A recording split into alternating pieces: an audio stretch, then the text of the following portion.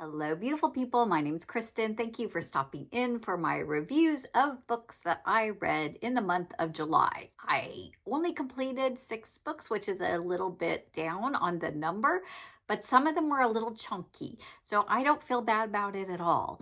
And I actually had a lot of good reading time in airports and travel, so it was highly enjoyable. I have a lot to say. I'm going to, as always, hold them up. You can scroll along. I'm going to do my nonfiction, my classics, and then my regular fiction.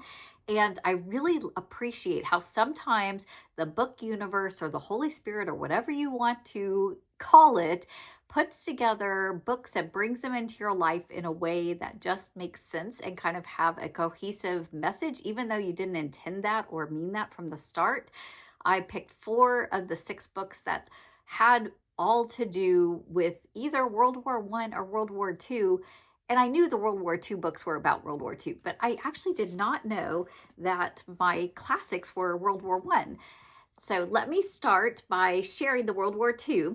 I went to the World War II Museum. I picked up Ernie Pyles' writing of Brave Men, as well as a biography on Ernie Pyle. He was an American war correspondent. He, before the war, would travel around, got famous. He would travel around the country and just talk to the common man and just bring the down to earth stories to become not necessarily high news, but to educate and to just bring local flavor of America across the nation.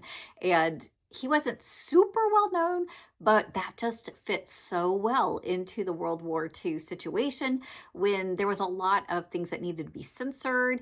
And his style of interviewing and bringing the common man's story to life, to the everyday American, painted a emotional picture of what the war was like. And so many people across the nation thought that he was a friend, that he was personally known to them, that he was bringing the stories, and they would often write to him about either how that had changed them or even requesting that he look up their son or to get information about the war specifically, which it was a huge war. So that may or may not have really been possible, which mostly it wasn't, but just that kind of sense of this is our boy and this is something really tangible in a time that was so much chaos and so much war and destruction is a beautiful story. So this biography goes into his life all the way from grassroots of growing up, getting into the journalism, his early struggles with trying to make money at that career, and then the war. And he started in the African campaign, went up into the European, and then was over in the Pacific doing the journaling and was going to write a 3rd book for his Pacific campaign, and he was killed in action. So we sadly do not have that.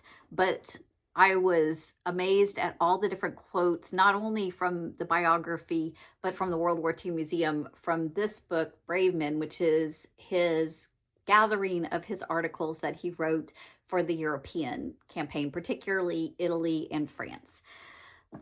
Really educational, really just kind of visceral in the way of learning little tidbits that you would not otherwise know. For my classics, I wanted to read another H.G. Wells. I got Mr. Britling Sees It Through solely because it was a novel that I had not read before of his. I adore War of the Worlds and The Martian Chronicles. And I had found in, I think it was Half Price Books, maybe a library sale, this really old vintage copy of an experiment autobiography, which is, it's not a traditional autobiography. H.G. Wells kind of sat down just to kind of share how his philosophy of life had developed throughout his growing up. So he starts with his childhood and growing up and being educated, and particularly how World War I affected him. And he goes into sexuality issues, into the political agenda and what he thought on that, and his religious beliefs. And you can really see that as you compare that to his writings and as he's writing those things throughout his life.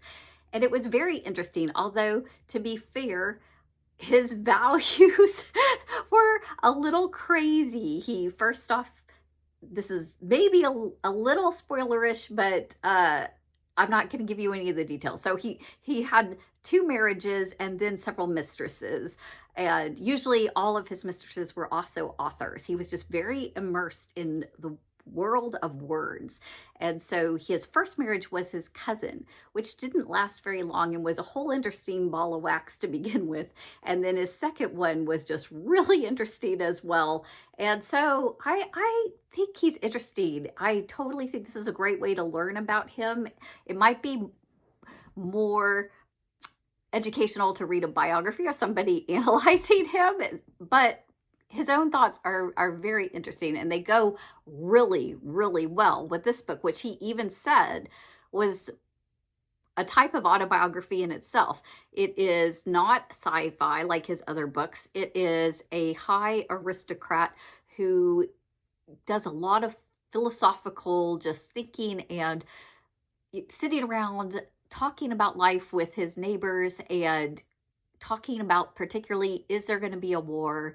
When the war happens, what that means. His son goes off and he has to deal with the realities coming to him and what that means in the aftermath of all that. So it's a very slow, very character, very philosophical of life and his thoughts, which is exactly what he said when he wrote about his own life. And I just happened to be led to those things. So putting those 4 books together were very interesting, very educational, very well to read them together. But it's a heavy topic, right? War is a very heavy topic. So I needed something a little lighter. So we went with The End of Mr. Y by Scarlett Thomas.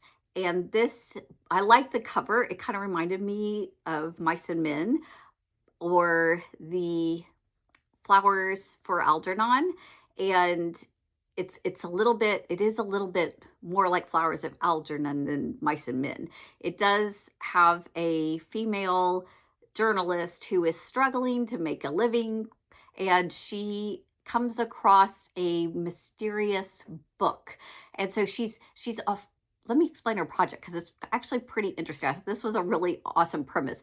She has an ongoing series of articles that she is paid to write. And the only thing that ties it together is that something in the first article has to inspire the topic for the next article, but it's completely at random. So if she's doing something on the Big Bang Theory, then she starts doing something on plasma or something of that nature, but it's usually in a science vein. Project on the nature of time and going outside of into different multiverses in a way, and looking at some of these theories. And there's a book called The End of Mr. Y that she is going along with the author Dumas, who's mysterious and disappeared. Anybody who reads the book is cursed, dies. No copies are of the book anymore. She's looking for it. She knows somebody else who's written about this. And she goes on this quest to go through the different multiverse and look for it herself.